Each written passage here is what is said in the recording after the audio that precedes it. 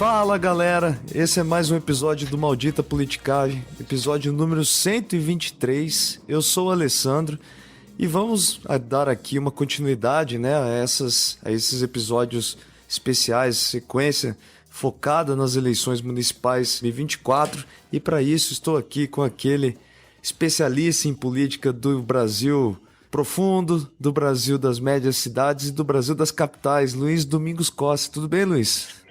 E aí, Ale, saudações a todos e todas. Falando nisso, rapaz, eu recebi uma mensagem de um ouvinte do Maldita Politicagem que estava numa estrada, num ermo, assim, no meio de um mato, assim, e aí tinha a foto do computadorzinho de bordo ali, parecendo Maldita Politicagem. Falei, aí sim, a viagem é boa. Aí essa viagem é boa, sabe? Mas era um lugar assim, um mato, assim, sabe? Não sei se era querência, não sei que bicho que é. Depois eu vou postar pra galera ver. É isso, continuando na nossa saga, os episódios sobre as eleições brasileiras, né? Ainda me recuperando, que depois da gripe veio a sinusite, né? Que esse ar maravilhoso que a gente está respirando, mas animado com as eleições. Agora, hoje, nós traremos informações e análises sobre eleições no norte do país, é isso? Isso, norte e no sul do país. É uma escolha, completamente de norte a sul o negócio.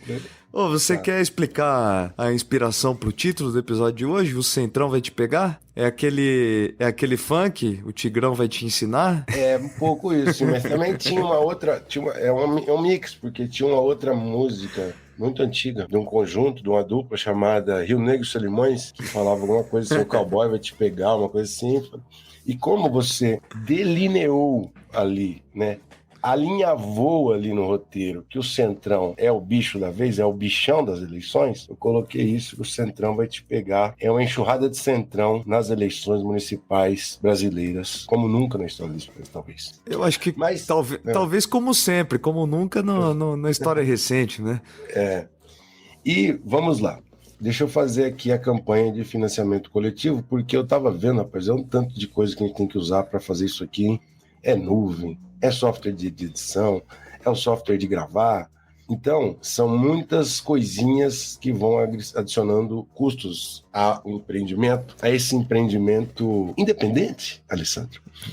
E para isso a gente... Enquanto a KTO não aparece aqui. Isso, a gente conta com a ajuda dos doadores.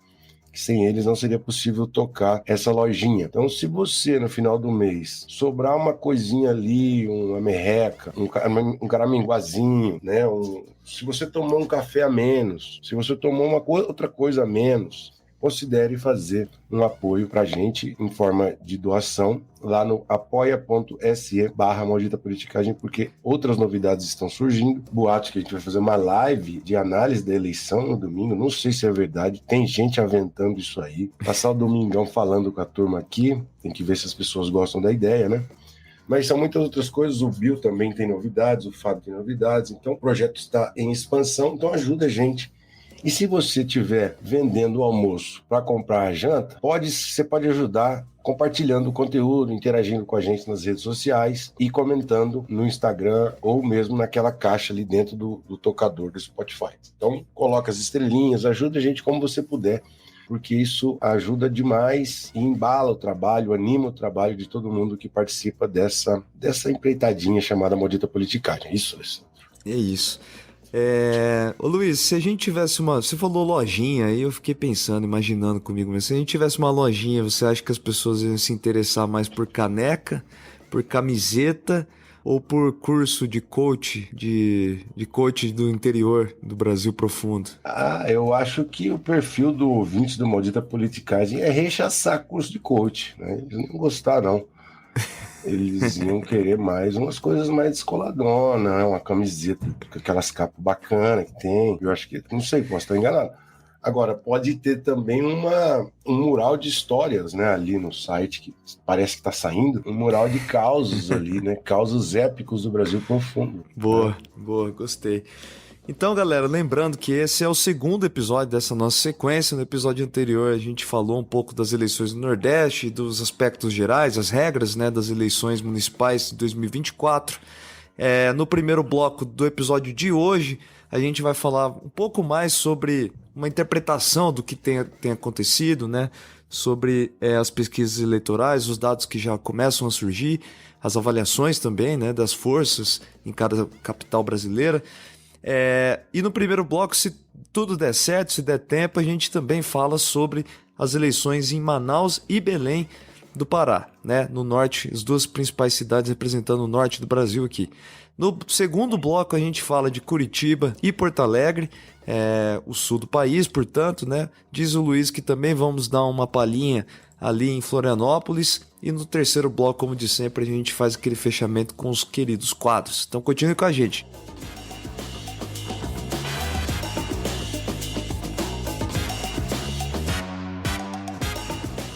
Bom, Luiz, na semana passada a gente falou então sobre Salvador, Recife e Fortaleza, que são 3 cidades que têm, né, prefeitos, atuais prefeitos, né, que disputam a reeleição, nomes que são fortes para a reeleição, né, principalmente em Recife e em Salvador, né, Fortaleza é coisa um pouco mais complicada, envolve outras brigas, né, como a gente citou, o caso do racha entre o Cid e o Ciro Gomes, mas o fato é que existe uma certa tendência à reeleição no Brasil para esse ano.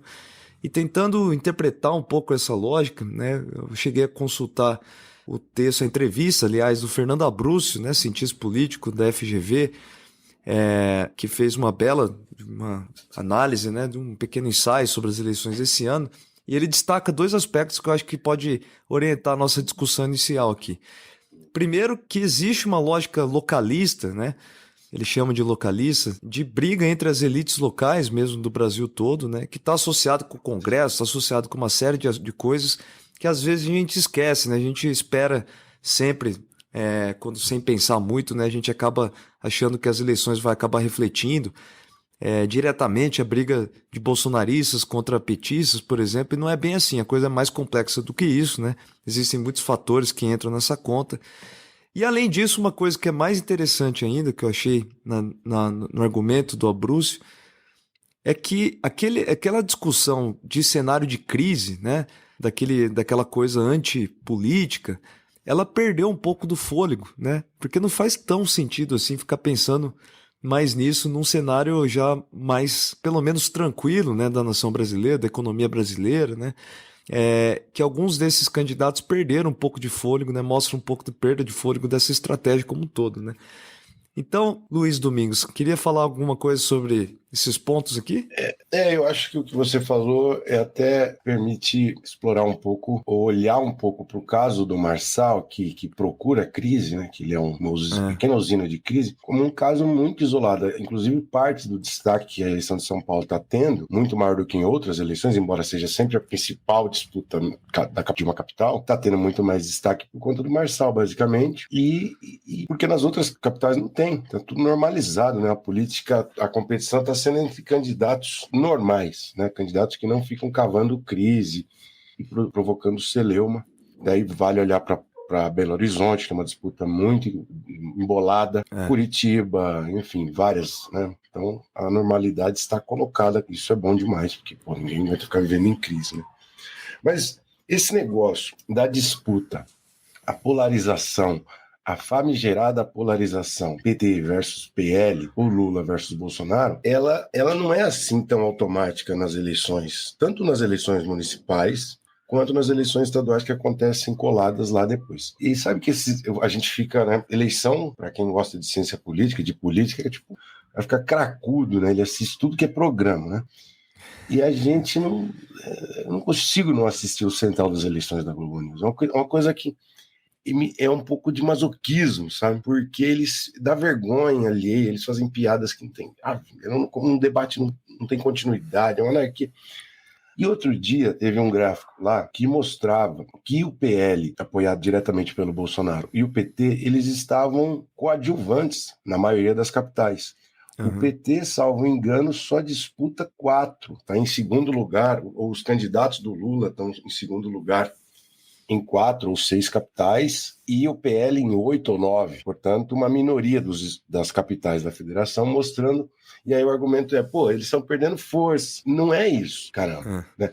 E aí o que acontece é o seguinte, segundo, né, já vários trabalhos estabeleceram, o presidencialismo num regime federalista como é o brasileiro, permite uma série de estratégias, né? Então, e aí funciona mais ou menos assim: a disputa na eleição nacional para a presidência é o maior prêmio do sistema político. É a maior, é a mais concorrida, é a mais difícil e também é o maior prêmio, porque você vai governar a maior quantidade de recursos do que qualquer outro cargo no sistema político brasileiro.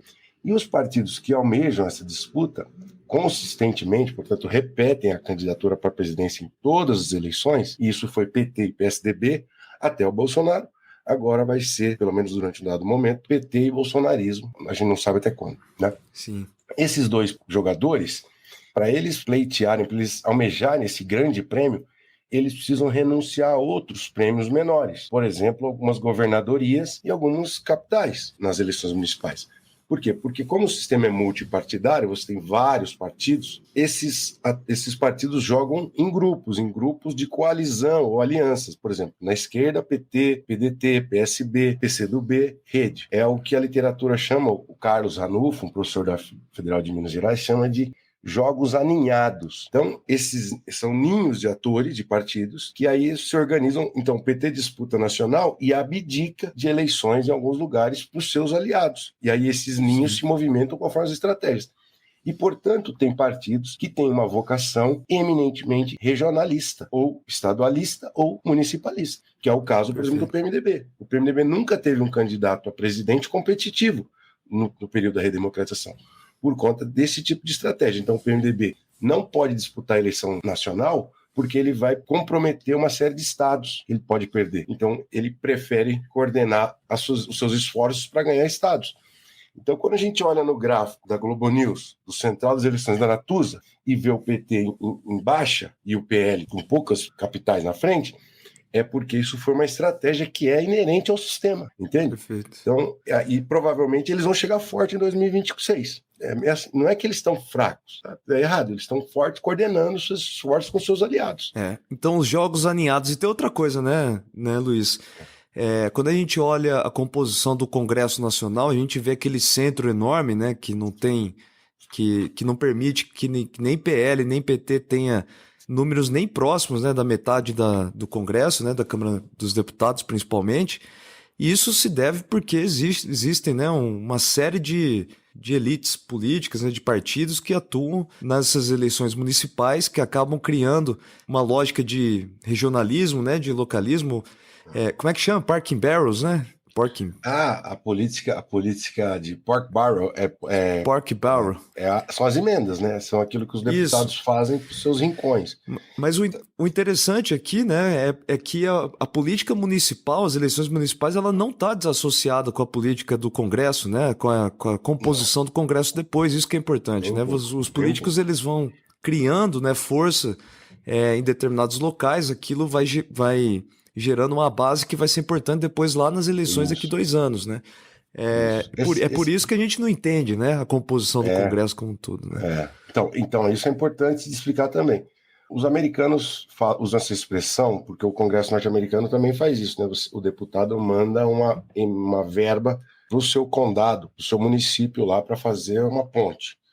Isso também existe no Brasil. O Brasil faz até em maior escala. E aí eles chamam de políticas, a tradução de pork barrel seria barril de porco, seria tipo lavagem, né? Porque tem uma conotação pejorativa. A gente já deve ter falado disso em algum episódio, mas que é migalha, que é pouquinho. No Brasil isso deixou de ser pouquinho, porque antigamente era 1% do orçamento da União e atualmente já está em mais de 20% do orçamento da União. É muita grana, já chega a 50 bilhões de reais. Mas existe uma lógica de conexão, de articulação entre o Congresso e os prefeitos. Lembrando que o deputado é eleito numa eleição nacional, geral, e os prefeitos 2 anos depois, né? Então não são eleições casadas. Mas há uma articulação importante, que é o tal do efeito coteio reverso. Nossa senhora, agora o pessoal vai desligar o episódio e vai tocar. Coteio reverso. Coteio reverso. Porque o coteio effect é o rabo da casaca do fraque que os políticos americanos usavam no século XVIII. Coteio. Você é um cara com pé em querência e um pé lá em Nova York. Globalizados.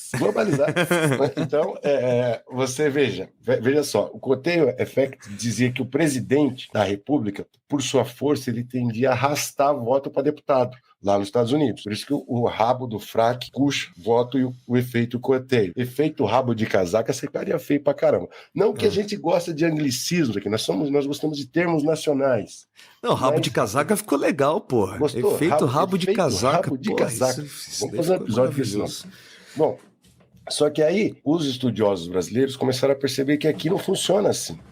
Porque o presidente não é capaz, ou o deputado, enfim, que o rabo de casaca é do prefeito para o deputado. Por isso que é reverso, é de baixo, não é do nacional para o local, é do local para o nacional. E aí deixa eu citar o nome dos autores, que é super importante, os caras trabalham muito, né? Quem está estabelecendo esses achados já há bastante tempo no Brasil, há mais de uma década, são os professores... Você tirou do meu roteiro aqui, maluco? Aqui. Não, você que não está enxergando aí. Os professores Jorge Avelino, Ciro Biderman, Leonardo Baroni, e depois os dois primeiros, junto com Glauco Pérez da Silva, em uma série de artigos, eles estão estabelecendo os dados e as conexões entre a eleição para prefeito e a eleição para deputado. E a lógica é mais ou menos assim. O deputado manda a verba para o prefeito fazer a obra na cidade e ser bem avaliado, porque esse prefeito vai ser o principal cabo eleitoral do deputado depois. Então, o sucesso da carreira do deputado para Brasília depende de um bom desempenho da gestão local, da gestão municipal. Por isso que o efeito é reverso, né? Então, a força do partido nas prefeituras vai determinar a força do partido no Congresso Nacional. E essa lógica, bem localista, a base do sistema político brasileiro, que é o município, é, por sua vez, o que vai dar a força desse partido naquele ninho que se monta daquilo que eu falei anteriormente. Então, hoje teve jogo aninhado, rabo de casaca e um monte de coisa. Existe uma série de publicações recentes sobre isso também, muito interessantes. Tem um artigo legal na revista Sociologia e Política que mostra como que a popularidade do prefeito é crucial para eleger o deputado depois. É muito interessante, um artigo do Felipe Lima Eduardo e do Guilherme Russo, que foi publicado agora recentemente na revista Sociologia e Política. Depois, se vocês quiserem, a gente pode passar para vocês. Outro efeito que tem ocorrido nessas eleições, né, principalmente nessas cidades que nós estamos focando aqui, é uma força daqueles que já são prefeitos, né? Isso é tradicional no Brasil, né? Mas que continua para 2024, né? Tende a aumentar, né? Tende a aumentar, né? Já que, inclusive, o Abruzzo levanta isso, né? Num cenário que as coisas estão correndo bem, o prefeito também tende a se beneficiar, né? Inclusive, ele joga uma dúvida que talvez, né, se o Ricardo Nunes pudesse pensar, né, que ele está se beneficiando com o apoio do Bolsonaro e tal, mas talvez não, né? Talvez ele seja só um representante do status quo, né? Que é isso que está sendo avaliado agora. Bom, para o Tem Tabela, então, de hoje, né, nessa direção, 26 dos prefeitos municipais das capitais brasileiras, dos 26, né, 20 estão concorrendo à reeleição, já que os outros 6, né, já estão completando o segundo mandato, né? Então, isso já mostra, né? Na última foram apenas 6 reeleitos, a tendência é que seja um número bem maior para esse ano de 2024, portanto. Vamos colocar Belém e Manaus na mesa já para animar aqui o... A gente está usando, então, as pesquisas da Quest, né? Mais ou menos ocorreram entre 16 de setembro e 21 de setembro. Né? Já estou falando isso para não ter que repetir em todas as capitais. Vamos começar com o caso de Belém do Pará, né? Que tem um caso interessante aqui, né? Belém do Pará. Bacana. Só de começo de conversa, nós temos o Edmilson Rodrigues como atual prefeito de Belém e que é muito atacado, está sendo mal avaliado, entre outras coisas, porque ocorreu, né, na cidade de Belém durante seu mandato uma crise de lixo, né, do serviço de coleta de lixo. O próprio Edmilson fala que isso não foi culpa dele, que foi na verdade uma máfia, né, dos serviços que reagiram contra uma possível troca, né, das empresas que ficariam responsáveis, mas o fato é que a sua avaliação é muito ruim. Em um ranking recente da Atlas Intel, o Edmilson ficou na lanterninha entre os prefeitos de capital no Brasil. Lembrando que o Edmilson Rodrigues é do PSOL, apoiado pelo PT, né? Apoiado pelo Lula, portanto. Ele aqui aparece. Tem informação em japonês. Rapidinho. Ele aparece com 11% aqui das intenções de voto apenas. Fala. Não, eu não sabia desse ranking. Você tá tinindo com os rankings, hein? Vamos, continua, por favor. Tá gostoso, vai. Tá gostoso. Acima do Edmilson Rodrigues está o PL com o delegado Éder Mauro, que diz o Luiz que gosta dele, gosta muito das coisas que o Éder Mauro fala. Sai pra lá. Éder Mauro tem um penteado bacana, depois vocês procurem lá. Ele é o candidato do Bolsonaro, né? Bolsonaro. Delegado de polícia, bolsonarista de carteirinha, e que é acusado de um monte de coisa super alinhado com os direitos humanos, né? Extorsão, tortura, etc. Né? Eu vi. O cara é... Diplomata. Diplomata. Bom, mas a tendência é que ambos, tanto o PL quanto o PSOL aqui, dancem nessa coisa, né? Lógico que é muito cedo para falar isso, mas o Igor Normando, eu duvido que alguém conheça, que não seja de Belém, conheça o nome desse cara, mas o Igor Normando, do MDB, tá com 42% das intenções de voto. Aí você vai se perguntar, por que esse cara tem tanta intenção de voto? Ele é um ex-vereador, é um ex-deputado estadual. Porque o Igor Normando é primo do Helder Barbalho e sobrinho do Jader Barbalho, apoiado então pelo clã mais poderoso da política estadual e que tem, né, os Barbalhos têm sobre o comando deles o principal jornal, né, do estado, TV, né, que é a emissora lá da Globo, acho, né, no Pará, enfim. Os caras têm força demais e aí gera um mal-estar aqui, né, que tem o PSOL, tem o MDB. Cadê o Lula nisso aqui? O Lula oficialmente apoia o Edmilson Rodrigues, mas na realidade não tá apoiando ninguém. Para não causar um mal-estar com a família Barbalho, que já foi aliado lá atrás, né? Porque, na verdade, a família Barbalho, o clã Barbalho, o MDB paraense, joga o jogo alinhado com o Lula, desde a eleição de 2022, né? É o centrão, né, mas que joga alinhado com o Lula. O centrão que pende pro Lula, né? Porque tem um centrão que pende pro outro lado, dependendo do estado. Então, ele tá com 42%, então, o Igor Normando, existe uma possibilidade grande até dele chegar a bater no primeiro turno aqui, né? Ele tá crescendo muito rápido, né? Mas ele tá crescendo, pode ser que dê tempo. Bom, Manaus, o atual prefeito, diferente do Edmilson, lá de Belém, o atual prefeito ele tem uma avaliação razoável e ele está liderando, né, as pesquisas com 38%. O atual prefeito é o Davi Almeida, do Avante. Ele foge dessa discussão, né, Lula e Bolsonaro, bem aquilo que a gente falou no primeiro bloco. Ele era um político já com bastante trajetória, né, um político profissional mesmo, que teve uma trajetória longa como deputado estadual, deputado federal, e foi presidente da Assembleia Legislativa quando ocorreu aquele caso de derrubar todo mundo lá, né, governador, vice-governador do Amazonas.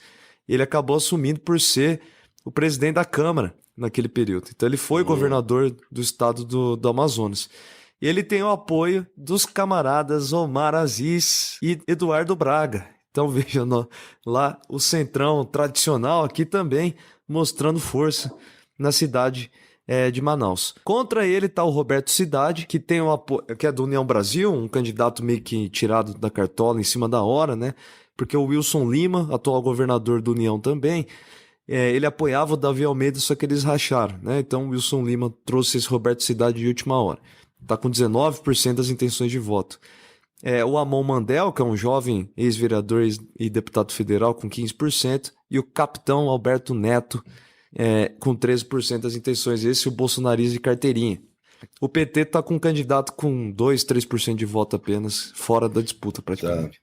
Bacana o nome do terceiro colocado aqui, Amon Espaço Mandel. Fala rápido esse nome, por favor. Amon Mandel. Interessante. O que tem aqui? O que tem de interessante sobre esse cara aqui? Tem uma coisa? Não, a gente vai falar dele lá no nosso político favorito, tá? Ah, entendi. Beleza. Tá bom? É isso. Gostou de... Então, né, para dar uma avaliação geral, também é possível. O Davi Almeida também está crescendo, né? Ele vai chegar perto dos 50%, que tudo indica. E o Roberto Cidade tem sido um candidato mais forte, apoiado pela máquina estadual. Isso. Mas vejam, primeiro e segundo colocado em Belém, MDB e PL. Primeiro e segundo colocado em Manaus, Avante e União Brasil. E depois terceiro, Cidadania. São esses partidos do Centrão que a gente está falando, por isso que o título, inclusive, foi essa brincadeira. O Centrão, ele está hegemonizando, né, muita força. Mas eu não conheço os detalhes ali regionais ali, mas é bem possível que o governo esteja torcendo para o Davi Almeida ganhar, né? Sim. Que é o Centrão também mais alinhado, né, historicamente com o PT ali, né? Os caras que o PT tem bom trânsito ali, né?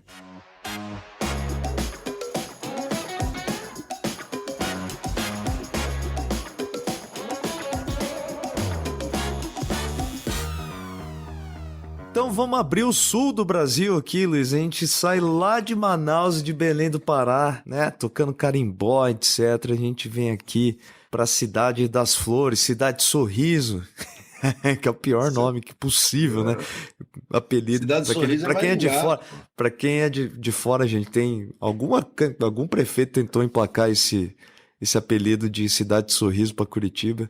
Mas talvez seja uma ironia, né? Se vocês vierem visitar Curitiba, o que vocês menos vão ver na rua são sorrisos.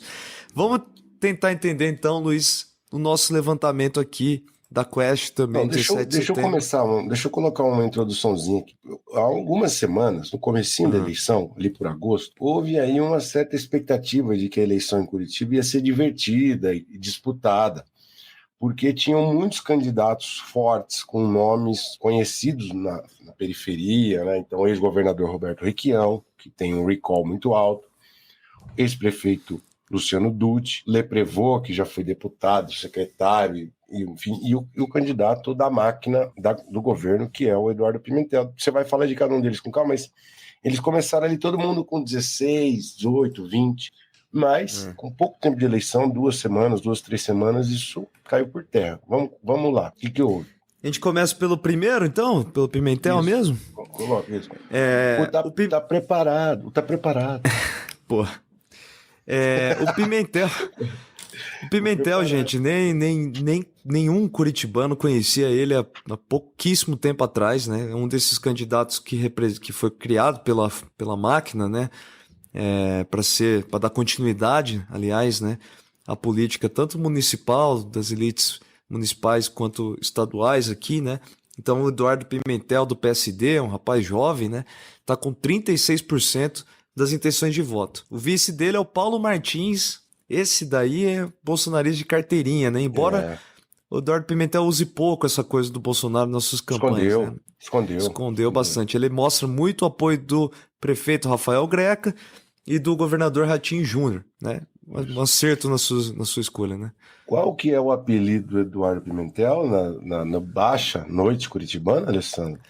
Não sei, você que fica com essa tarefa aí. Eu não sei, me disseram que é Golden Boy, menino de ouro. Pô, por quê? Porque ele é de um berço de ouro, né? Conta aí pra gente. Pois é. Ele é filho, né, do Cláudio Slaviero, que é o cara já foi presidente da Associação Comercial do Paraná e que é dono daquela rede de hotel Slaviero. Inclusive, tem um aqui na minha esquina. Eu não sei se Slaviero tem no Brasil todo, mas aqui no sul, no sudeste, tem vários desses hotéis, né? Uma rede grande. E ele também é neto do Paulo Pimentel, né, que era aquele grande, né, empresário do grupo Paulo Pimentel, né, que era do Grupo de Comunicação do Paraná, um dos maiores grupos de comunicação do Paraná, que acabava sendo uma emissora da SBT aqui, né? Sim. Tinha um jornal impresso. Dono do jornal, né? Tribuna do Paraná, né? Estado do Paraná. Estado do Paraná, isso. E que foi governador do Paraná na época da Arena, né? Ditadura militar. Ele foi eleito pela UDN em 65, antes do bipartidarismo. Ele pulou para a Arena. Da UDN velha de guerra. Então, o cara, pô, Eduardo Pimentel, além disso, ele iniciou a trajetória dele na administração pública nomeado pelo Beto Richa, padrinhado pelo Beto Richa. Então, veja, é família Richa, Slaviero, Pimentel, ou seja, né? Ele nos últimos anos aí, ele tinha um cargo de secretário municipal de obras, ele é vice-prefeito e secretário de obras, e tinha um cargo de uma secretaria estadual. Parece que é algo que é inclusive proibido por alguma lei. Mas ele acumulou esses 2 cargos, ganhou na justiça, enfim. A máquina foi forjando ele. Agora, outra curiosidade. O grupo Paulo Pimentel, o avô dele, foi quebrando ali pelas tabelas, né? E ele vendeu a transmissão da SBT para quem? Fala pra nós. Pro Ratinho. O Ratinho pai, pô. O Ratinho apresentador. Pai. Ratão agora. Pro Ratão agora. Mas veja só, o cara ele tá sendo amparado por Richa, por Slaviero, Pimentel, por família Massa, Greca. Ou seja, tem toda a elite política tradicional aqui do Paraná, de Curitiba principalmente. E ele tem cara do líder político de Curitiba, né? Não que isso seja exatamente um elogio. Bom, Quem está disputando com ele é o Luciano Dutti, do PSB, que está com 15% das intenções de voto, está variando ali entre 18% e 15%, né? Ele fica ali mais ou menos com essa porcentagem, o que pode render a ele, se o Pimentel não bater já os 50% no primeiro turno, deve render ao Luciano Dutti, né, o segundo turno.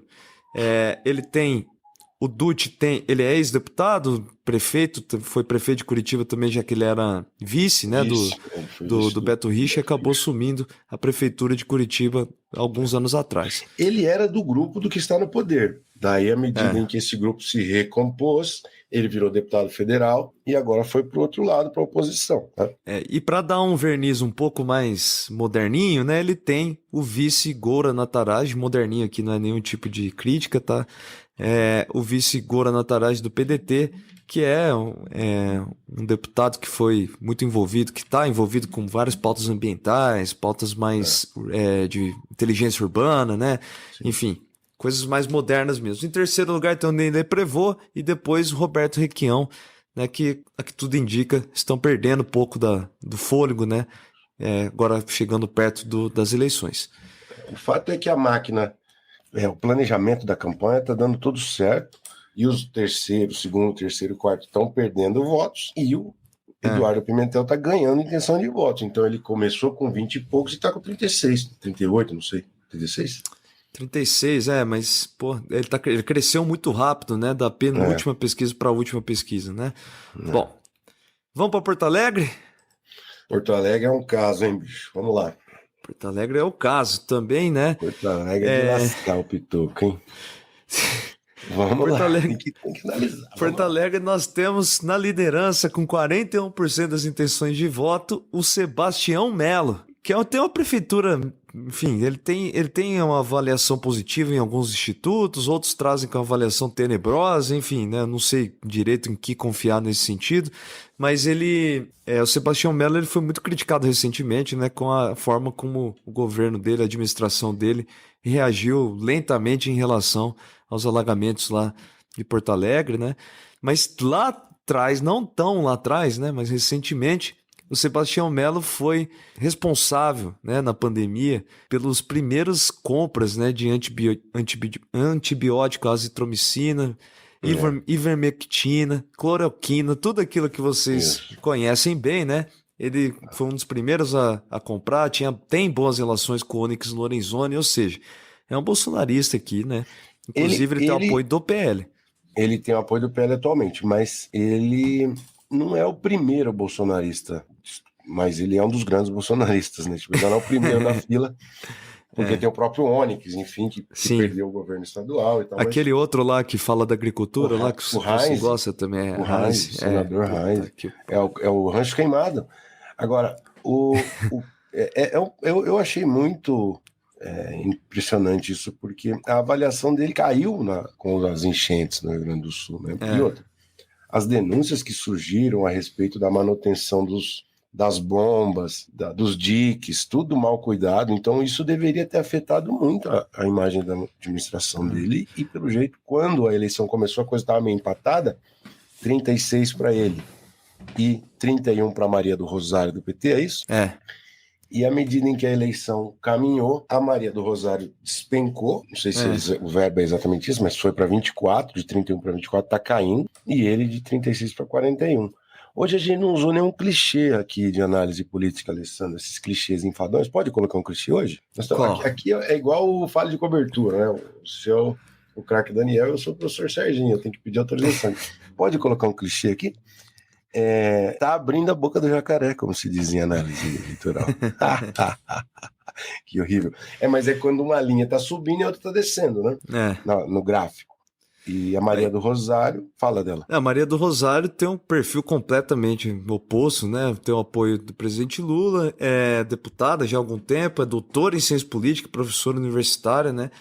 Ficou famosa, né? Recentemente famosa, né? Ganhou um destaque nacional, né, com aquelas brigas, né, que ela protagonizou com o Bolsonaro, né? Logo no começo, né, quando o Bolsonaro estava prestes a se tornar presidente da República, a Maria do Rosário era uma daquelas que comprava briga com ele. Ela está com 24%, né?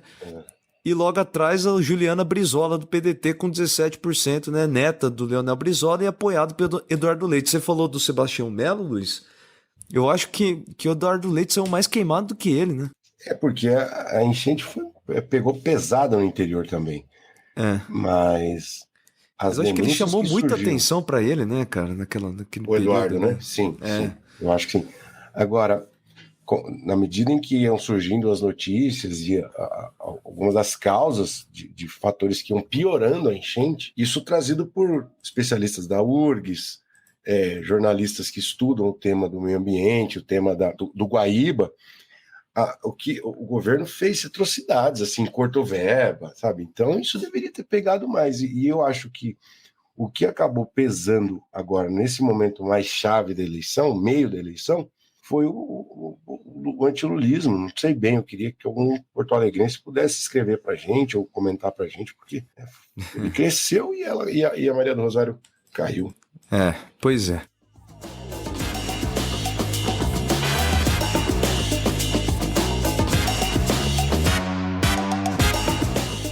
Então vamos retomar o nosso centro aqui, Luiz. O nosso centro.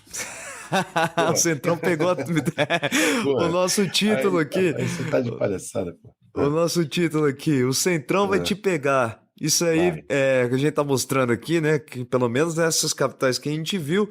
Você acha isso uma maldição ou não? Eu acho que é, porque olhando pelo lado do legado do Temer / Bolsonaro, eu acho que por isso sim, é uma maldição, porque faz uma política muito clientelista, né? E agora, recentemente, tem uma aliança oportunista, uma aliança assim, estratégica com o bolsonarismo. Aliás, deixa eu dar um passo atrás. O negócio é o seguinte, aquela bifurcação PT-PSDB que perdurou durante 20 e tantos anos, né, até 2016, depois do impeachment e do governo Temer, e da Lava Jato, e do Bolsonaro, o PSDB murchou e quase se extinguiu.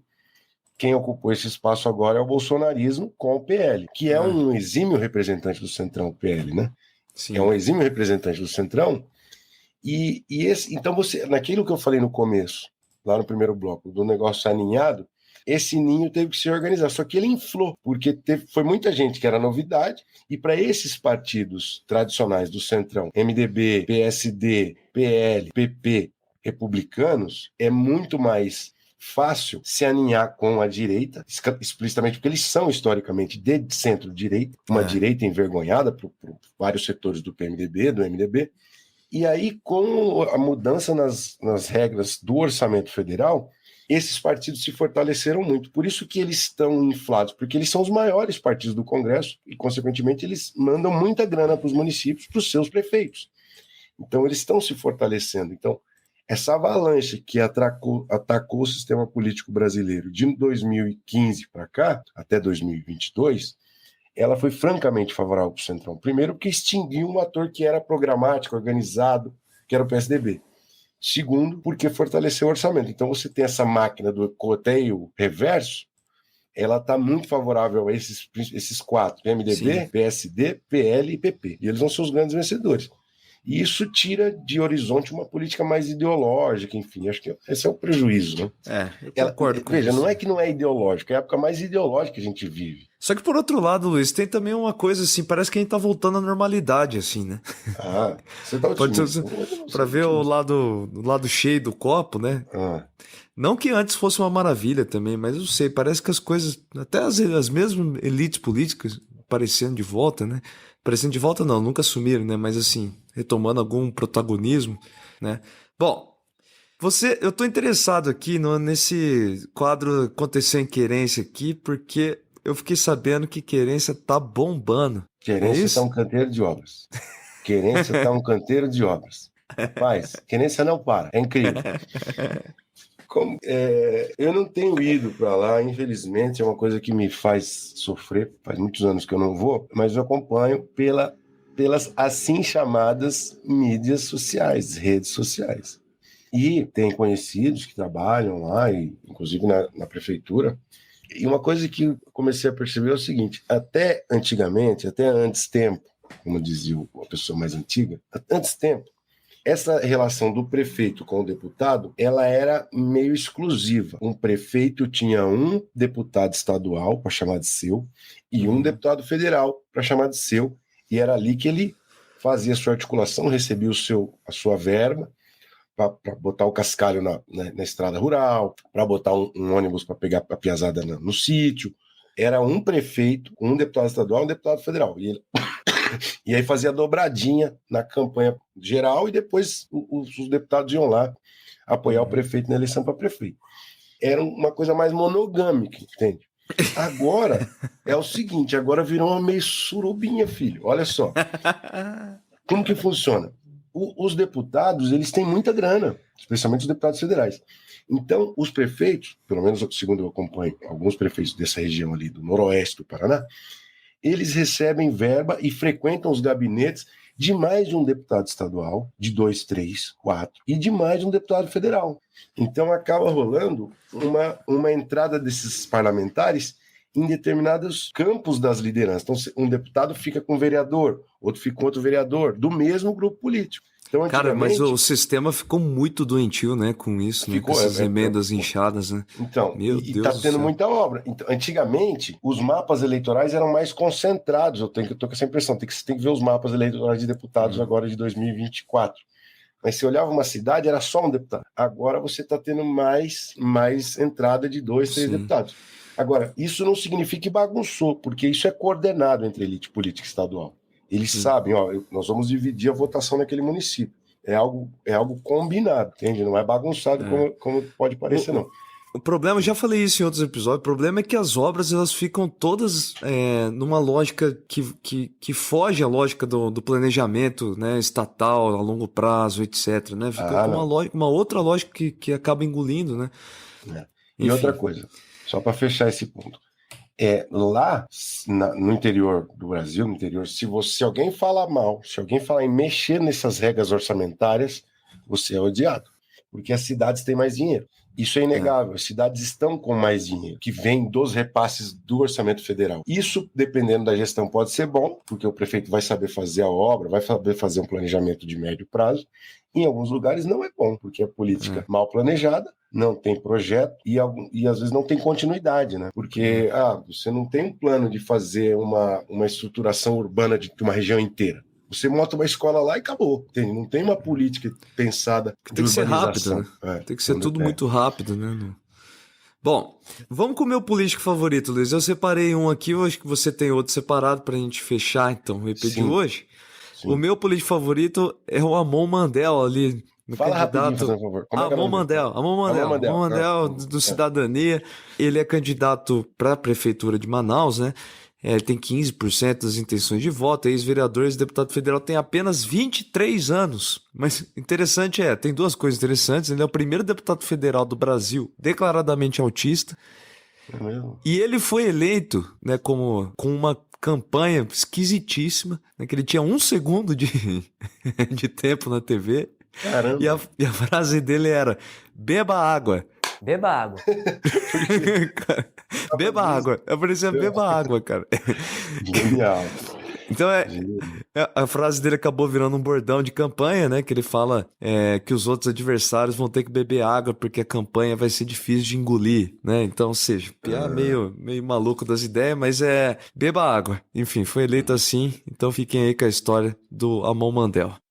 Eu sou Amon. Beba água. Amon 23 já mostrou, não tá aí pra brincar. O meu político favorito é o seguinte: eu queria fazer um bloco dedicado exclusivamente às eleições de Santa Catarina, mas a gente teve que, por questão de tempo, ficou fora, mas o estado de Santa Catarina vai ser representado aqui. Porque nós temos, isso já circulou nacionalmente, né, devido à bizarrice, né? O tal do Milei de Floripa. Pô, candidato alucinado. Eu sou Edemar Meireles, conhecido como Milei de Floripa, e também sou suplente deputado federal. Estamos acá para pegar inspiração com o leão argentino. Eu uso o pelo, uso a batixa para imitar Milei, para lembrar essa imagem muito forte que tem como um leão.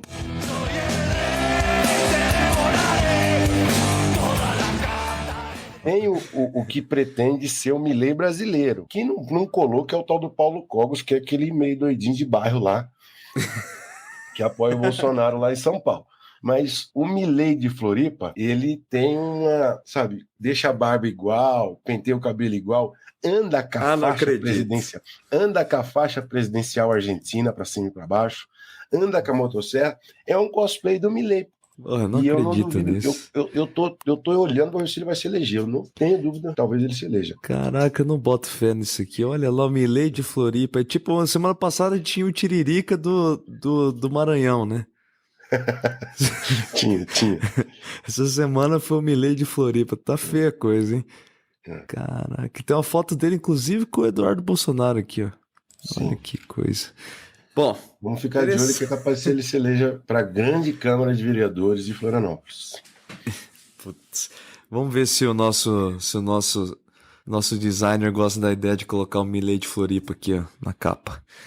É isso então, Luiz? Já tá ficando longo já, hein? 50 minutos, ninguém aguenta mais a gente. Só manda um recado aí pros ouvintes. Se a gente falou alguma coisa errada da sua cidade ou faltou uma explicação, a gente pede sempre um complemento pra gente, de alguém que conhece mais do aspecto local da eleição, que a gente cita aqui no próximo episódio, só isso, beleza? Ah, não, e outra coisa, gente. Alguns de vocês, a gente sabe que tem ouvintes de outras cidades que estão nessas regiões e não foram aqui contempladas pelo nosso roteiro. A gente pede desculpa, né? Enfim, a gente gostaria de fazer um trabalho maior, mais extenso, mas o tempo tem que ser reduzido aqui, a gente tem que tomar algumas dessas decisões. Então, a todos os moradores das grandes cidades e médias cidades dessas regiões aí, as nossas desculpas. Mas estamos fazendo o nosso melhor aí. É isso, então? Agradecer a quem escuta, compartilha aí, coloca 5 estrelas e até a semana que vem. Até, galera. Um abraço.